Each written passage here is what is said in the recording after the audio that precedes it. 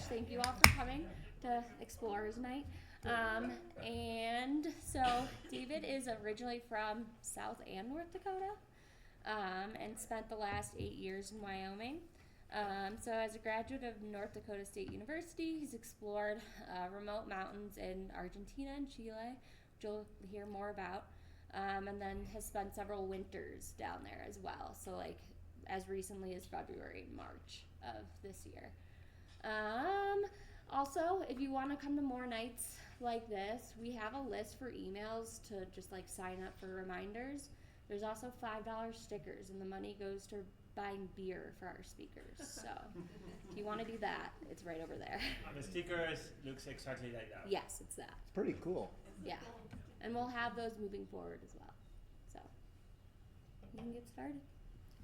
Well, I appreciate the opportunity to present. It's always kind of fun to tell your stories when you go on these trips, because they're pretty big deals when you go on them. They take a lot of planning, and I didn't put anything in there about that, but my daughter Paige is sitting there with the Aconcagua Star hat on. Paige has been living in Colorado. We pretty much train year round for this stuff, so we're always training, and just there's so much work that goes into it. It's kind of fun to be able to share it with some folks. So with that, we flew down to Argentina. I used to work down there. I worked in Latin America for 4 years. I was office out of Mexico City and spent a lot of time and fell in love with Chile and Argentina in particular. We flew down to Buenos Aires. The area that's circled there with the red arrow going in it, that's the area that we're going to be talking about today. It's called La Puna de Atacamara. It's one of the driest spots in the world, and it's super remote. It's a super interesting area to go to. It's not visited by very many people. When you talk about high mountains in Argentina, I circled Mendoza. Most people go to Mendoza and climb Aconcagua, which is in the littler black circle. So you can kind of see in relationship to, if you hear people going to Argentina to climb, it's usually to climb Aconcagua, which we've climbed Aconcagua as well. This area that I'm going to talk about today is way cooler, though, in my opinion, because there's no people. So one of the things I thought I'd share is like, well, how do you get there? So we drove to Denver, got on American Airlines, flew down to Dallas, and then there's direct flights. You could fly United out of here, but I've flown American so much I have status, so it's a lot easier if you lose stuff and all that. So we flew American Airlines to Buenos Aires. When you fly into Buenos Aires, there's a domestic and an international airport, so you got to make the transition there. And then we flew to a small town called La Rioja, which was basically where that arrow was pointing from to the area where we climbed. We drove from La Rioja to Tinogasta. We were picked up by our friends that own that Aconcagua Star Company. And then there's like about 10 hours of waiting in there. Oh, Tinogasta into the mountains, depending on where you were going. It's 3 to 7 hours from Tinogasta into the mountains. And then, you're looking at close to a couple days to kind of get there, but it's worth it. So we love Tinogasta. It's a small little town there. Tinogasta is all cash, so you could throw your credit cards away because they won't work there. They literally don't take any credit cards. It's a total cash economy, which is like here you can't hardly use cash some places, and there you cannot use credit cards. So I didn't put the picture in, but I have Paige holding $100 in pesos. Hay mucho pesos for $100, right? Hay mucho. Paige has this. So how do you carry around like $500? You need a backpack. It's kind of crazy. Tinogasta is a wonderful little town. One of the things, everybody here in this area, most people love dogs, right? And, we do. We have dogs, and dogs are welcome there. And this is actually in Fiambula, and on the right, and Tinogasta on the left there. Dogs walk around town. They're taken care of. They have water out for them. People feed them. They have no home. They build houses for them. So there's no euthanizing the dogs. Whatever dogs are loose and roaming around, they take care of them. It's like you don't see that hardly anywhere else in the world. And I put this picture in there because the dogs are healthy looking, right? They're friendly as can be. And they just roam around wherever they want, and people are feeding them and taking care of them. Pretty cool. And that was in, like I said, the town of Fiambula. They all have their little signs there, so we had to get a sign or a picture by the town sign, because every town has a town square, which is where all the main activity of these little towns takes place. Even the larger towns have main town squares. It's a totally family-orientated, social interaction lifestyle. It's so different than here. It's so warm and welcoming, and I love Argentina. I want to move there. It's quite pretty there. As you can see, it's just this huge desert, and I had this picture. This was on top of San Francisco, but it's just this like moonscape, right? And it goes on forever. It is tremendously large area there.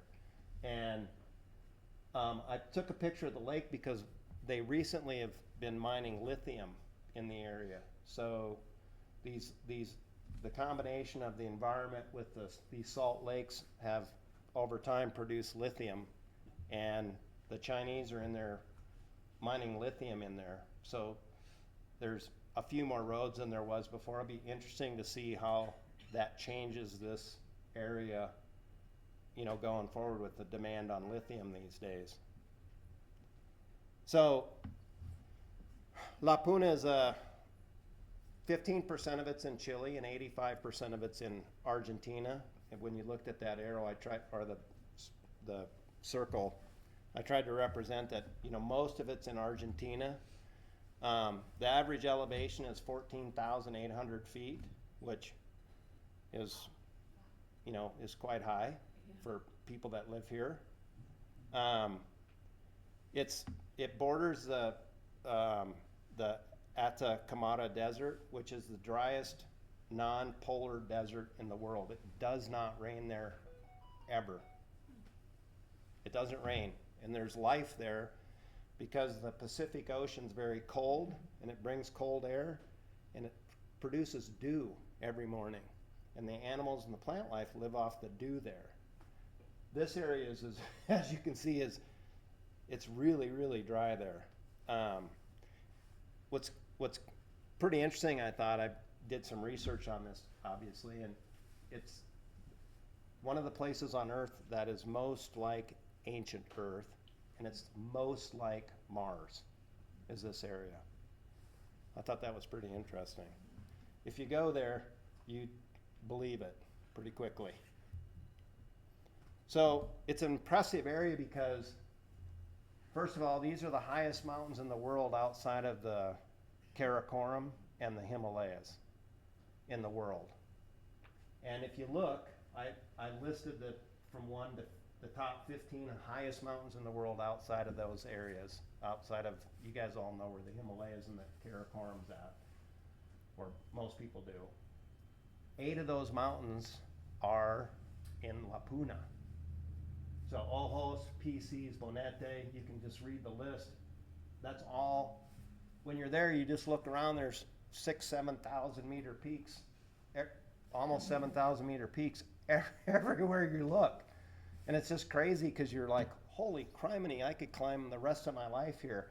And that's just the top 15. If you went through the top 100, they're just everywhere in there. There's 5,000, 5,500 meter peaks just everywhere in there. So it's super cool because once you get there, you can climb. Carolina was there for 2 months climbing 6,000 meter peaks. Just this girl from Brazil that we met. So, and you know, they're quite impressive. I mean, they're almost 23,000 foot mountains. So, they're big. You see how dry that is? And you're like, holy cow, how could anything live there? Because those lakes, and over millions of years, there's groundwater. And this groundwater comes up, and these are vicuñas, and these things are crazy. They look like an antelope, kind of. When you see them running, they look like an antelope, and when they run, they are very, very fast. They're not a very big animal. They're maybe 140 pounds. And when they run, their head is perfectly still. So their body's moving, and their head's like this. It's crazy. You've seen them run. Yeah. Finest wool in the world comes from that animal. There's no wool in the world finer than what comes off of a vicuña. And they were under a lot of hunting pressure because they were killing them and taking their wool, and now they corral them and then take their wool, and then I forget how many, like they have like 30 seconds to shear them so they don't like freak out and die, and then they let them loose. But they corral these things. You're driving along and you like in the middle of nowhere, and there's this fence, and you're like, what the heck is that? And they're like, they corral vicuña. But they don't live below 11,500 feet, and they live up to, you see them all over at 14, 15, 16,000 feet. They're just all over the place, and they run like 40 miles an hour up there. It's pretty impressive. There's guanacos as well. The guanacos, our pictures of the guanacos weren't very good. Paige and I could not find a real good picture, so I clipped this out. But like, we've seen a lot of guanacos. They're lower elevation, and they're probably almost twice the size of a vicuña. Everybody loves the vicuñas in Argentina, and they don't really care about the guanacos, it seems. Is that true, Luis? It's like people love the vicuñas, and the guanacos are like, yeah, whatever. If you put a picture side by side, you can tell me what is the pretty one. There you go, see? The vicuñas are, I don't know, they're tough. They live higher. They have, I don't know, they can control the nose. They can close it in a storm dust. They can close the nose, something like that. They have a double lip. Yeah, double lip. They have 3 layers of Wool to protect from, like the 3 layers for hiking, right? Like one for the skin, the second is for insulation, and third is for windproof and waterproof. No, they're crazy. It's just they are. But they're related. They are like chameleons. Yeah. Right? Yeah. There's a lot of flamingos. This is the bigger flamingo, I believe. Then there's a smaller one. We only seen these big ones, but all these salt lakes, which there's quite a few of them, have flamingos. And my daughter Paige was just enamored with these flamingos. She has like 7,000 pictures of flamingos. And it's surprising that life adapts there, right? So these donkeys were released, obviously. Donkeys aren't native. And there's donkeys everywhere. And they're up to like, 14,000 feet. The donkeys go up to like 14,000 feet. And they are the noisiest little animals. They don't make a peep during the day. And at night, they literally congregate around your tent because they're curious. And they make, don't they, Paige? It's so hard to sleep. There's You stand right outside your tent and all night scream. long. But like, we've seen coyotes there.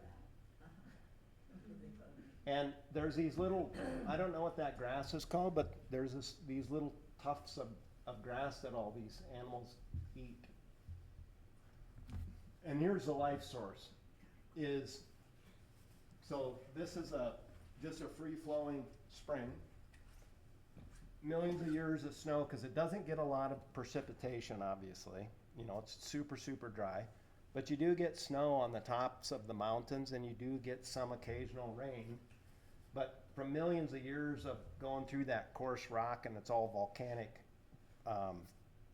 material, these wells just, I mean, they're pumping out water. It's amazing, isn't it? And some of them are warm, so you can like do warm, you know, get in like they're like a sauna type thing.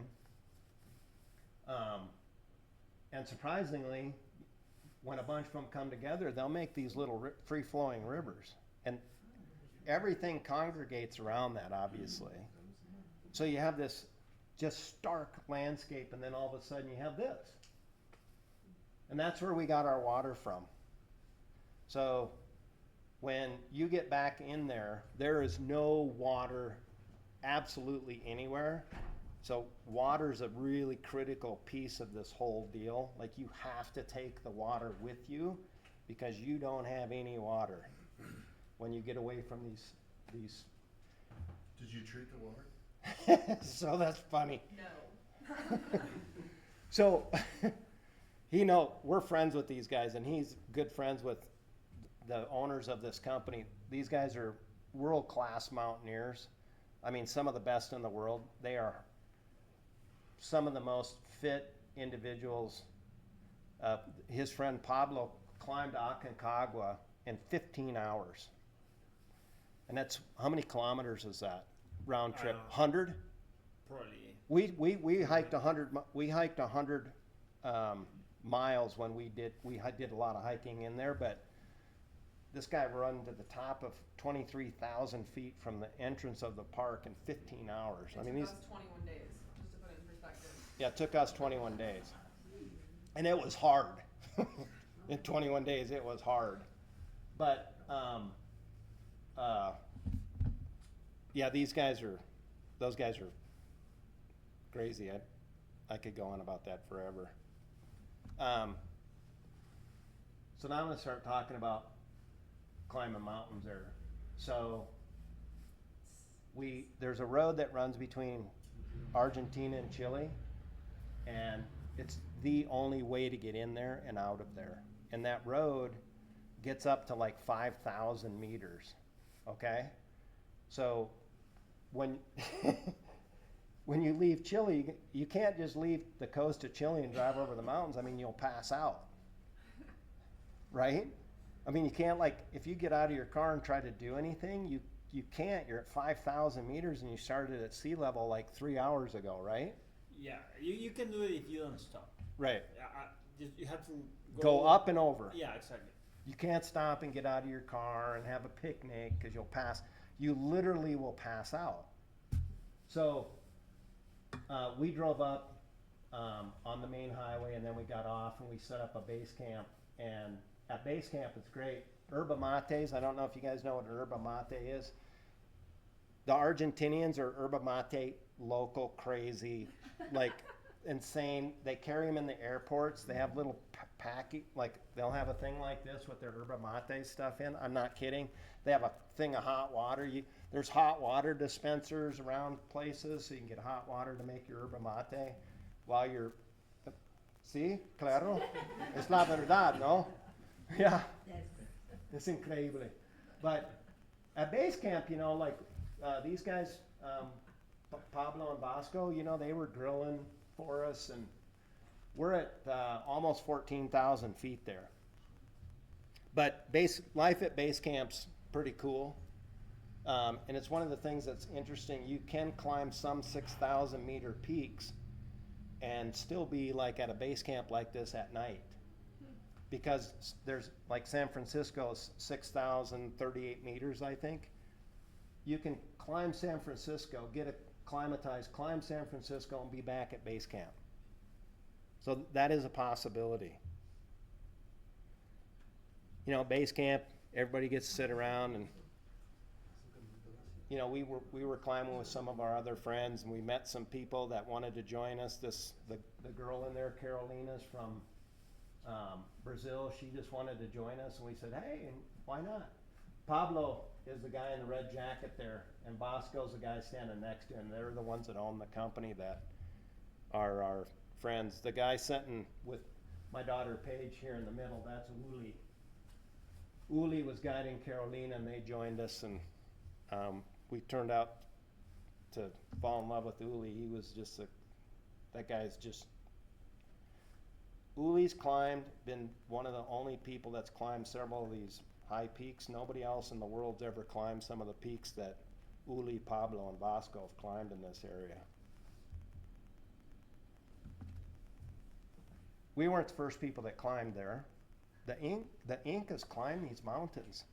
They climbed the Aconcagua, they climbed Incahuasi, and a number of other mountains there.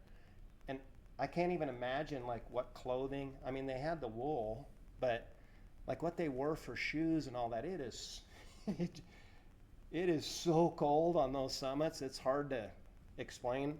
I'll talk about it a little bit, but this was a corral that's still there, and that's Incahuasi in the background there, behind there. And these guys took us, and it was kind of cool. We sat there and kind of pondered, like, you know, what were like how they carried water through that desert, and how they got through there, and like how they climbed these mountains and lived at those altitudes, and how they were able to harvest those animals is just incredible. There's just a small example. In a different mountain, in the same area, but in north of that area, they find 3 mummies from kids that the Inca Empire put over there. So they're kids, right? So they have to climb the whole mountain, the ceremony, right? And pull the thing and pull the kids over there. And that altitude is crazy. It's just crazy. Yeah, and if you've never been at that altitude, I'll talk about it in a minute, but I should have put the video of Paige when she reached the summit of Pisces. I mean, you see these movies where these people are just like, and that's what it's like, because that's all the faster you think you're running up the mountain. That's all the faster you're going. The road up there, that was rush hour right there. We'd be driving along, we'd stop on the road, and you know, you're used to living here. You're like, holy moly, we're going to get run into. And we'd stand out there and talk to like everybody knows everybody, right? And like some vehicle would come by, and we would stop. What we paid, we'd stop right in the middle of the road. We're out there chit-chatting, everybody's standing out, talking in the road. And like we'd be there 20 minutes, and I'd be like, we're going to get run into. And you wouldn't. I mean, we were it. There was nobody else out there. I took this picture, and I'm like, this was one of the times we were talking, and I took that picture, and I'm like, yeah, we're probably pretty good on the traffic side there. Well, it's an ungoverned borderland between Argentina and Chile. So there's like a 20-mile stretch that is completely ungoverned, not really run by Argentina or Chile, in between the border crossings, and it's just like mountaineers, totally lawless, totally just like a lawless land. It's super cool. Yeah, it's like, I don't know how the two countries do that, but there's like it's no man's land. It's la frontera, right?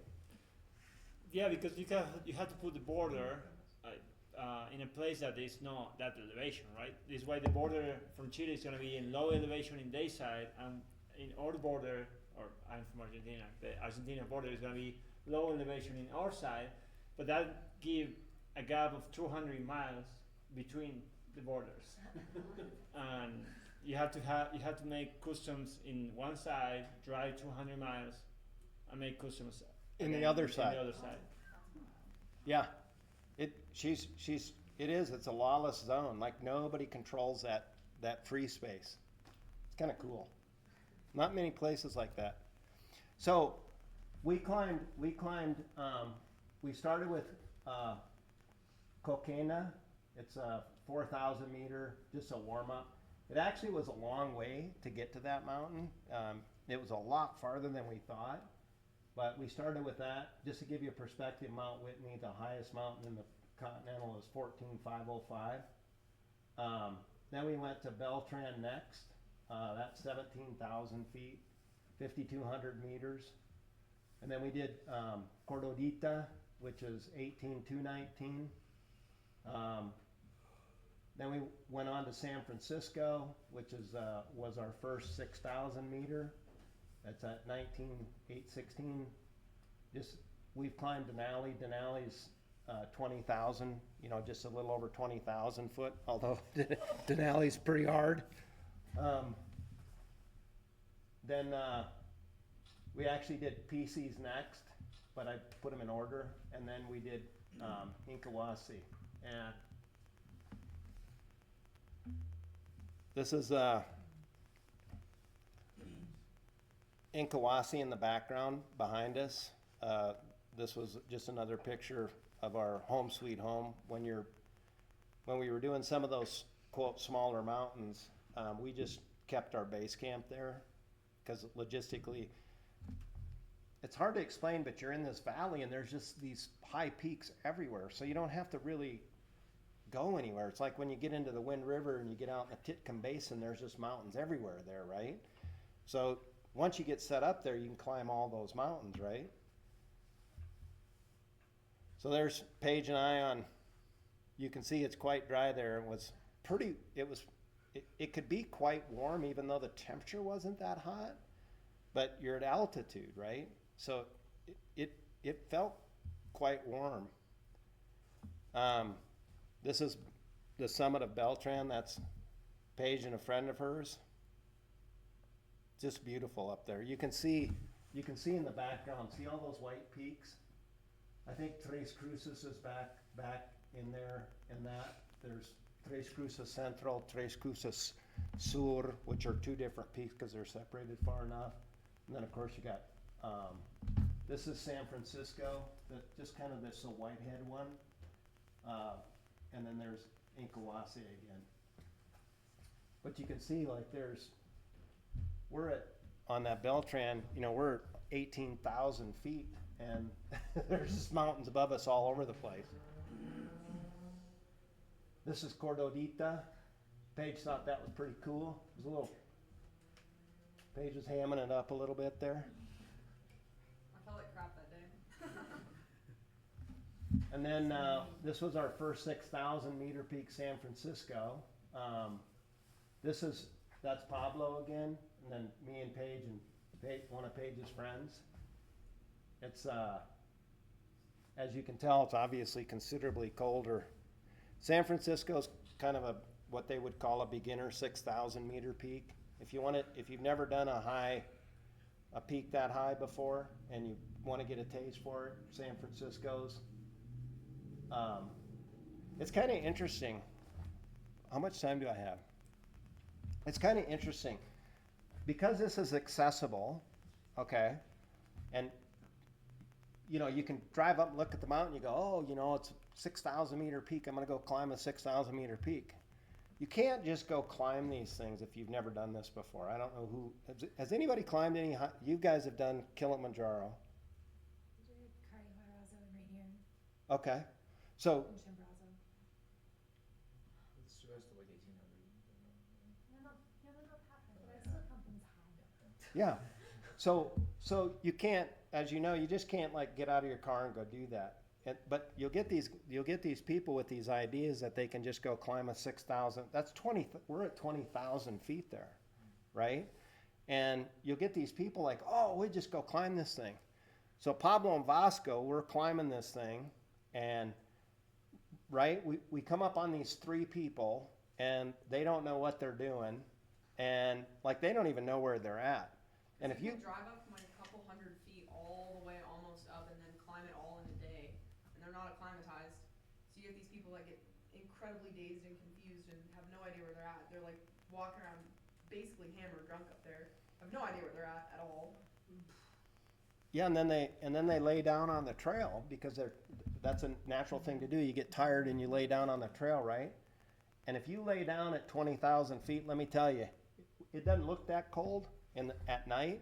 It's like 30 below zero, 25, 30 below zero up there. And you will freeze to death at night, for sure. If you don't, you're damn lucky, that's for sure. And one of the guys that we went by, so Pablo and Vasco said, hey, you guys need to go down. You're in trouble, you're stumbling around, you don't really know where you're at, you need to go down. And the one guy didn't want to go down. And the other guy went stumbling off somewhere on the mountain. We never ever seen him again. We don't know where he went.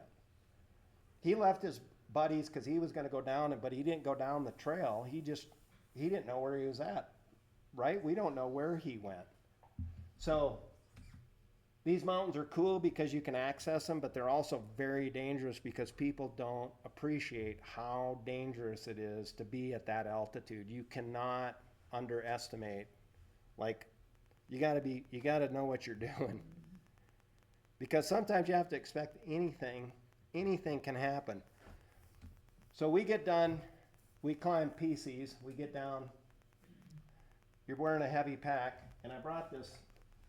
So this is my pack that I was carrying. You guys should feel that. That's 10 pounds lighter than the pack I carried. Come try it. Put it on. Give it a try. Come on, I brought it all the way up here. I think they are here for the beers. I know. So, my daughter only weighs 110, 15 pounds, sorry, Paige. And she's carrying this pack, right?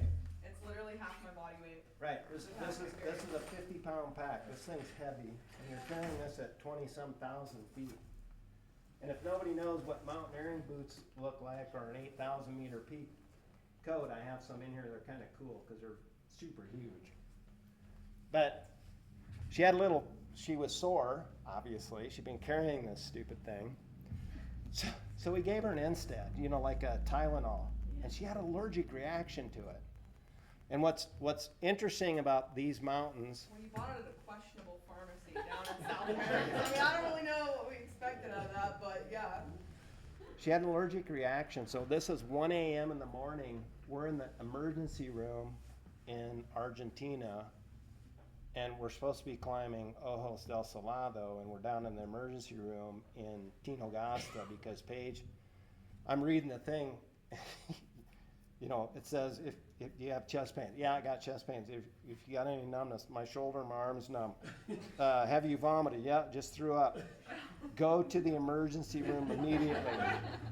And we're like, so what's interesting about this area, so like if you go climb Kilimanjaro, or even like when we climbed Denali or Aconcagua, or these big mountains, Everest, or any of those mountains, Elbrus, you go climb these big mountains, there's helicopters, there's medics, there's first aid, there's people there, park rangers that can help you. When you're climbing here, you're on your own. If something happens, your teammates have to get you off the mountain because nobody's coming to save you, correct?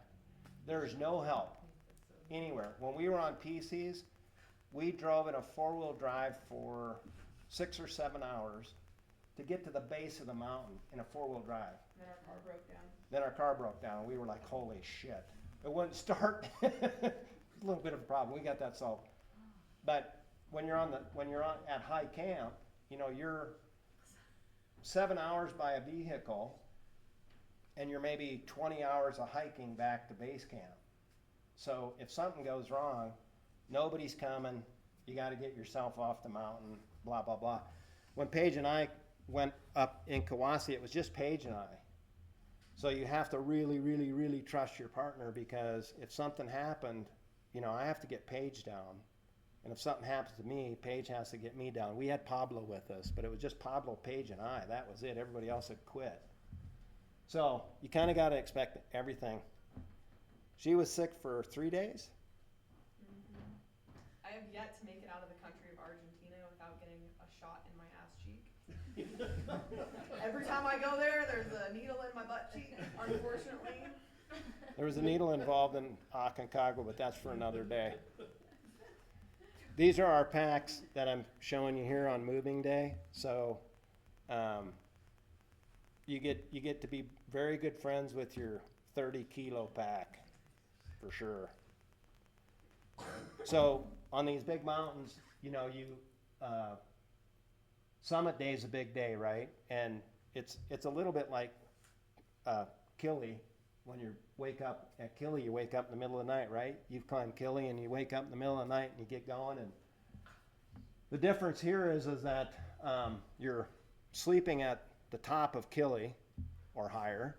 So you're at 20,000 feet sleeping. You wake up at 2 in the morning, and at that altitude, you got to have, if you've never been at that altitude, you got to have everything in your sleeping bag. It's horrible because you got this little bitty sleeping bag. You got all your water in there. If you don't have your boots in there, good luck trying to get those on at 20,000 feet in the morning in the pitch dark, and they're frozen solid, and they probably got some sweat in there, and you can't get them on your feet, and you're breathing hard, and you're like, this ain't gonna go, and you're trying to get your crampons on your boots. It's horrible.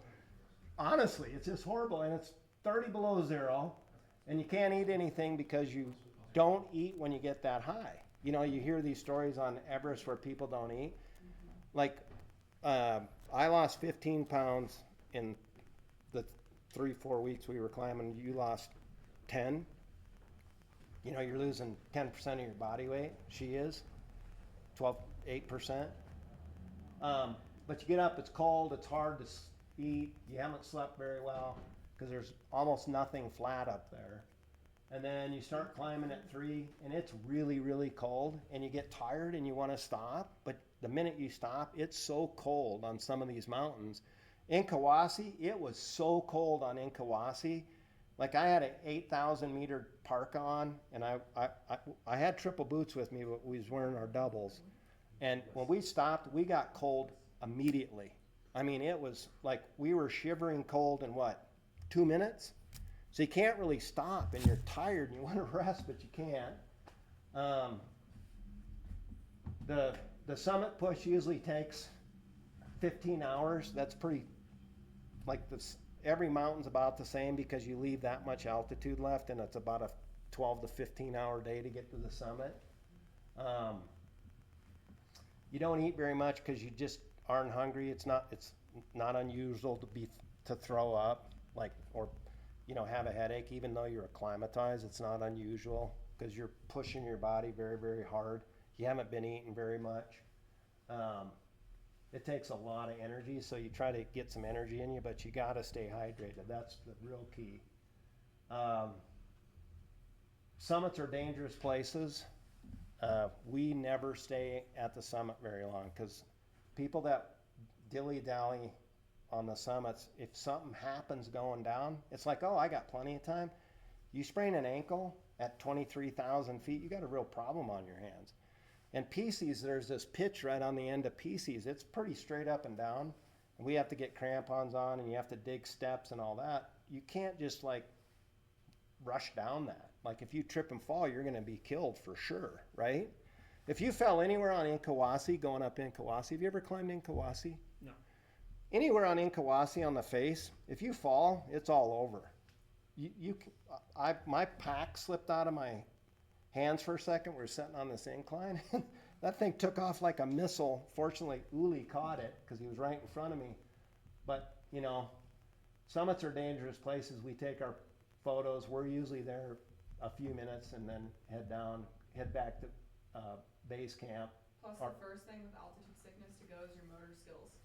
So your, like, fine motor skills, like, you lose the ability to walk, like, you're tripping on your own pant legs and stuff. So you, like, it becomes more dangerous because you don't even realize that your, like, fine motor skills are starting to deteriorate quickly. So after 15 hours of being at high altitude, you're 20,000 feet or above that whole time. It's hard. You got crampons on, you got your summit gear on, you got your ice axe, you know, you may or may not have your helmet. When you get back to your tent, like, I've seen people just literally just fall into their tent and their boots are hanging out the back. This is not, no kidding.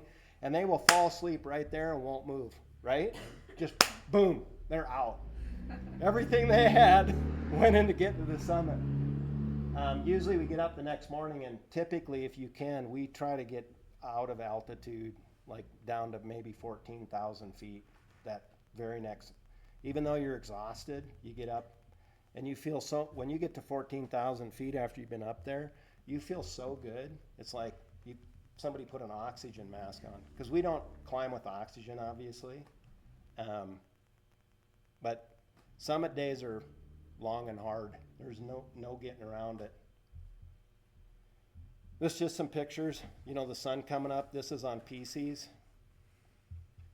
This is Paige and I on PCs. One of the interesting things, and I got some more on PCs, is there's only about 20 teams, 20 to maybe 30 teams ever that has climbed PCs. That's how remote PCs is. So we're one of a few people that's ever climbed that mountain, right? The first ascent was in 37. It was interesting. The second ascent of PCs, now people climbing Everest and stuff and climbing in the Himalayas, but was in 1985. And the British didn't climb it till 1996. And the reason I say that isn't because, like, we could care less. Like, we do it because we love it. Like, it's not like being boastful, but the reason I put this in there is if you want to go climb somewhere where not a lot of people have climbed, and you might be climbing a peak maybe 4 other people have climbed, this is the place. You go climb Everest or go to Denali or go to Kilimanjaro, there's people all over those mountains. These mountains, there's nobody there. Like, you're on, like, you can climb probably the rest of your life down there. There are many summits over there without a name. Nobody climbed those ones. There are many of them. Yeah. The Walter Penck. Yeah, Walter. There's Walter Penck 1, 2, 3, 4. Because the government hired geologists for topography purpose. He put the name like Walter Penck 1, 2, 3. Obviously, his name was Walter Peng. Yeah. That's it. So, Paige and I I've been mountaineering kind of my whole life, and I've never turned around on a mountain. And we climbed this face here, and let me tell you, that does not do it justice how steep that thing was. It was French stepping up there where you go like this, put your foot in like that, and then you'd step up, and then you take your other foot and you step in because it was way too steep. And if you fell there, boy, it was brutal. Inkawasi was the hardest face we've ever climbed. We climbed Denali, and Denali's supposed to be harder than Everest. Denali's really, really hard. Climbing that face in Inkawasi was damn hard. And we got up there, and the Paige's friend was really sick at 19,000 feet in a tent, and it had been 30 below zero that night, and he was up with diarrhea, puking, and we got up there, and he was horrible. And we had the summit in sight. The summit's just like this. We could see the summit, and we've never ever turned around on a mountain, and we could have climbed that thing for sure. Here's the story. We turned around and went back down, picked up all of her friend's gear, loaded it in our packs, and hiked 8 hours? So we had been hiking at that point, like, we had hiked up there because he wasn't feeling well. We had hiked up there, 10 hours up to where we pitched our tent. I didn't sleep for 3 days. I hiked and took care of him in the tent. I didn't sleep 3 days. It was brutal. Yeah, we had laid down for a couple hours and then got up at 2 a.m. and hiked to there. So we'd been hiking like 12 hours to that point. Plus we'd been hiking the whole day before, and we were carrying all of his gear because he didn't tell us how sick he was until we got to 20,000 feet. But your team members is more important than a peak. There's no peak worth your team member dying for. And we got up there, and he's like, hey, I'm doing horrible. Like, I need to get off this mountain. And we turned around, and we hiked down that horrible face, picked him up, loaded all of his stuff, went down, went to the border, declared an emergency. They let us through the border because the border was closed at that point. We went in there, said, hey, we got this guy. He's got altitude sickness. He's sick. We got him, get him to the emergency room. And that took, Paige and I were climbing almost 3 days straight because we got up there and we were going to rest, and we didn't because he wasn't feeling well. So we slept a couple hours, got our packs on, got to that point. We were in radio contact with him. We were with Pablo. And Pablo's like, you guys make the call. It's your guys' deal. And we turned around and went down and got him. And so anyway, sometimes on the mountains you got to make hard calls. Your team's obviously the most important, at least to us. There are people that climb, and you should know your climbing partners. We were talking about it earlier today, that don't give a shit about their climbing partners. Like, if you die, that's your fault because you're not in shape or whatever, right? Yeah. So, just to give you an idea, you know, this is kind of how long it takes to kind of do this. So 2 to 4 days at a lower elevation. You go up to maybe 14,000, establish a base camp. Maybe you're doing some hiking out of there 4 or 5 days. You go up and establish a camp at 17,000 feet. Maybe you rest a day or two there. Then you go up higher. You establish your high camp at around 19,500, 20. We've camped between 19,500 and 21,000 feet. Usually rest a day when you get there because it's hard getting up there because you're carrying all this stuff. You got your tent, your food, your water, your boots, your crampons, your ice axe, you know, blah, blah, blah. And then usually after you rest a day, you do your summit push, and then you usually try to get back down to camp 2. You sleep, and then you're off the mountain. So to do one of these peaks, in my opinion, it's a minimum of 2.5 to 3 weeks to do one of these. Just a little idea of the diet. Like, you're eating really good stuff down at base camp, and then you get up, and what you eat matters. Some foods are better than others for you. Like, we typically focus in on rice and oatmeal. Sometimes we get a little too many rice and noodles and oatmeal. Little dried fruits, some protein bars. Definitely taking your electrolytes and water. You eat a reasonable amount there, right, Paige? Like maybe 70% of what you normally eat, maybe. Then you get to 15 to 17,000. You're eating the same food as the lower camp, but you're maybe only eating about 50% because that's where you start losing your. When you get above 15 to 17,000, in that range, you start losing your appetite because your physiology, your body changes because your brain wants more oxygen.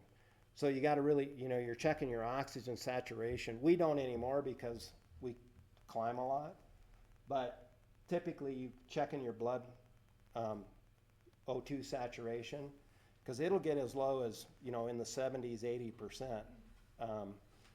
Like for us at 18,000 feet, we'll still be sometimes in the 90s. So we don't really worry about that too much anymore. But when you get above that, you maybe eat 800 to 1,000 calories a day, and you're burning like 8,000 calories a day. And you just can't eat. You're like, oh, you just eat something. You can't. You'll throw it up if you try to. So it's kind of this, where they say above 25,000 is the death zone. One of the reasons is you can't eat. All you can do is drink.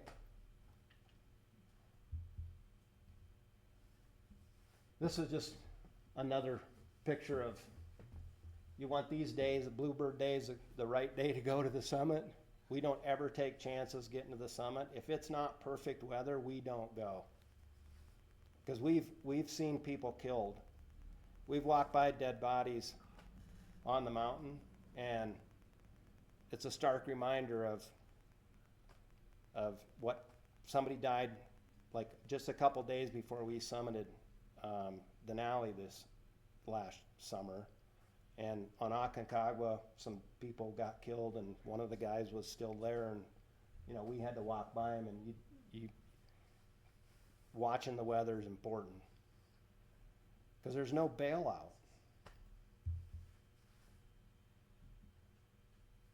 This place is really, I encourage anybody that wants to, even if you don't want to climb high mountains, this area is so spectacular. People are so friendly. The food's so good. It's so beautiful.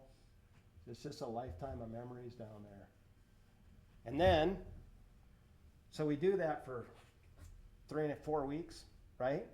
So we hadn't had enough. So we get down. We brought all of our climbing gear. So now Paige and I decide, well, let's go rock climbing. So we were exhausted, but we got down, and there's just some.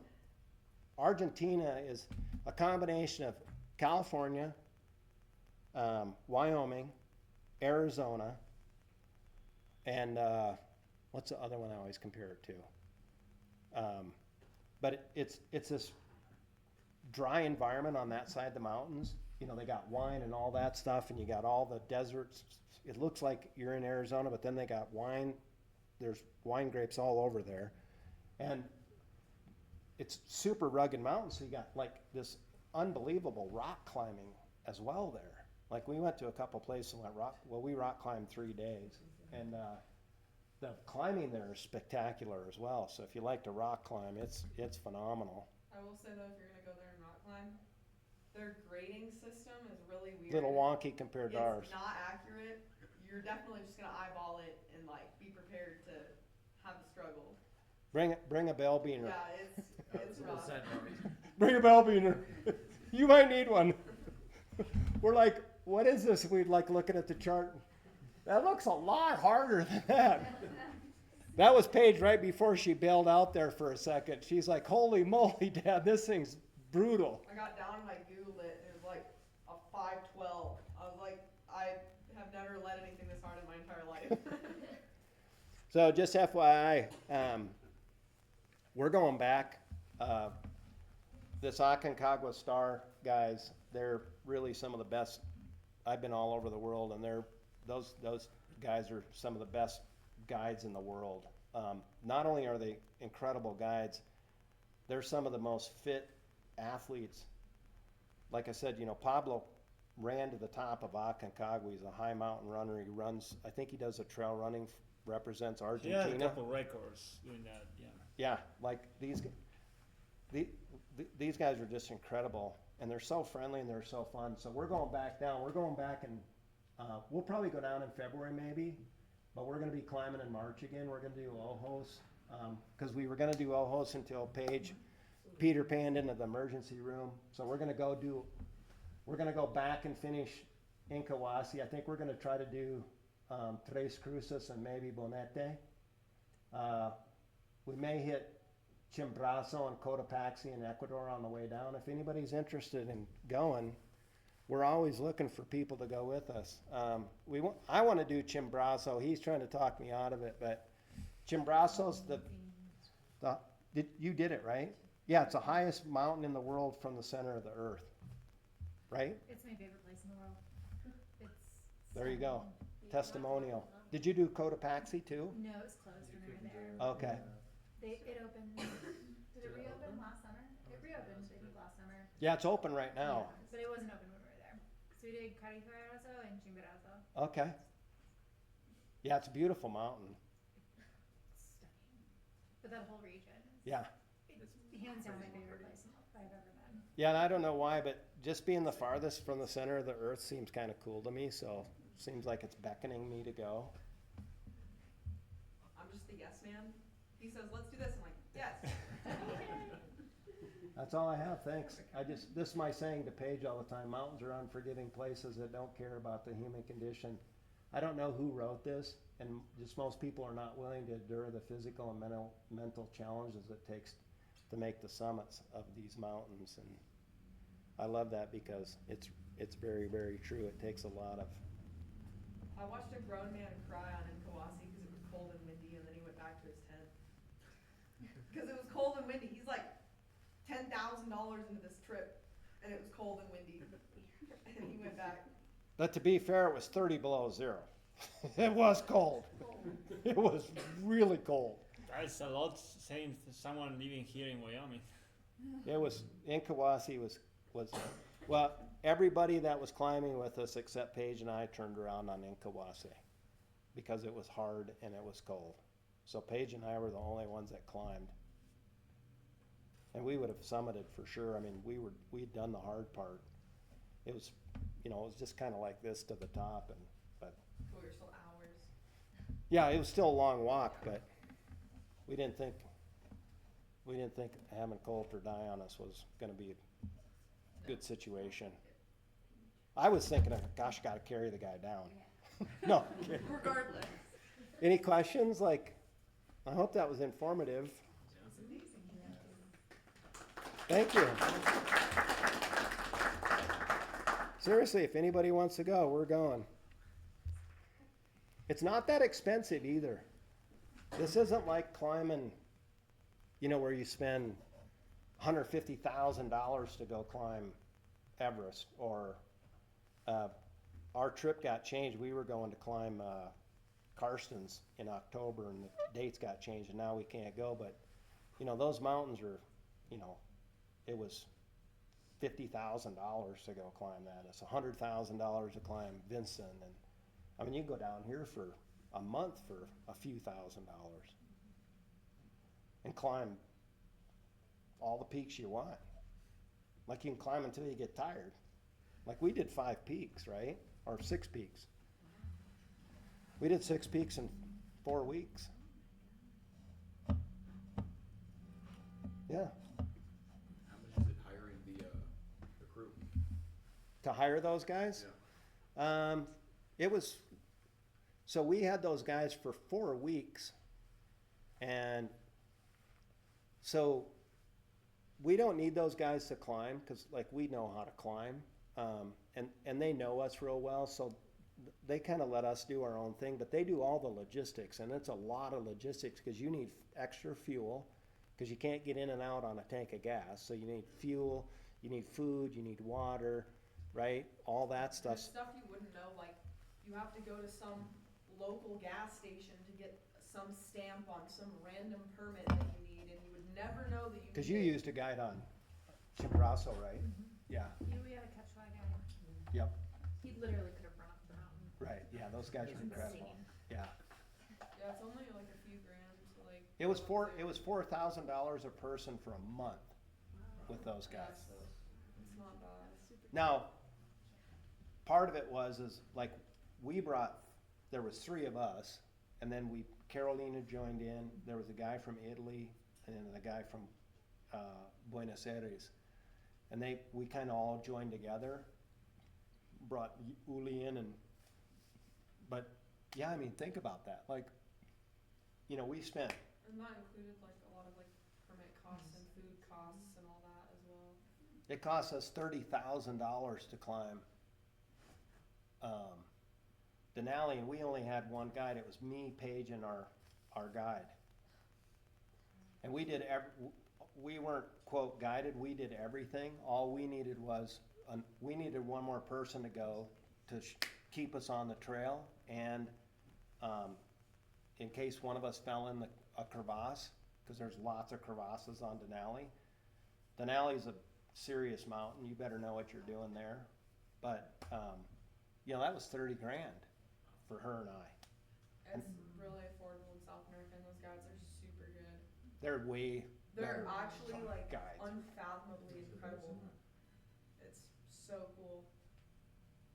Those guys can summit from base camp. They can summit in Kawasi probably in Few hours. a few hours with a 30-kilo pack on. It is, they run. Like she was saying, they literally can run with am I exaggerating? No? Those guys ran up to 20,000 feet and back down in what? 6 hours from base camp. 6 hours. At least with the That's like- Quechua people and probably the Inca as well, and high elevation peoples, they have not only larger lungs, but they also have higher oxygen uptake. And so there's literally a biological adaptation. So even like Quechua people who are born at sea level and live their whole lives at sea level still have larger Still have lungs that? and higher oxygen uptake. Yeah, it's incredible. It's amazing. So yeah, anybody want to go? Or you know any friends that want to go? Or any friends of friends? That's right. We're gonna be going. It's gonna be a kick butt trip. It's gonna be awesome. The nice thing about climbing with people that have climbed with guides, like when you go get a guide you don't like know, and literally it all goes well until it doesn't, right? Until Paige has an allergic reaction, you got to get her off the mountain. You better be with somebody that knows what they're doing, and that is really, really good, because those guys went to the hospital with us, and they stood there and held Paige's hand till 2 o'clock in the morning, and we're back there in the morning checking on her, making sure she was fine, and it had nothing to do with money, or it was because they care, right? And you just don't run into people like that all the time. So, yeah, your guides, like your partner, pick your partner well. We'll send you. So do you think training wise is more critical to being fit condition or to be, more adaptable to the elevation? You gotta be super fit, for sure. Some people are more, this is my opinion, I've climbed a lot of mountains.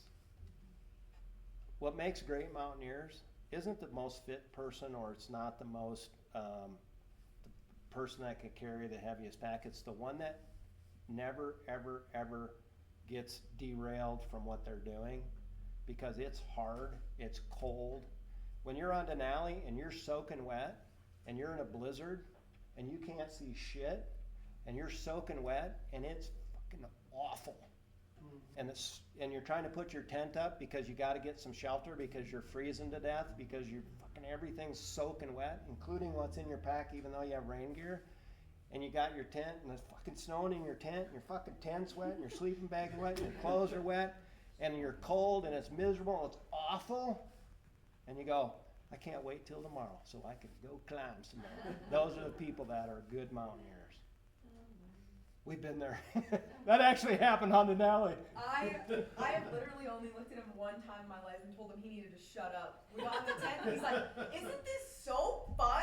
I was like, no, like just shut up. Like I'm cold, we haven't slept, we took a bunch of caffeine pills and then our GPS died.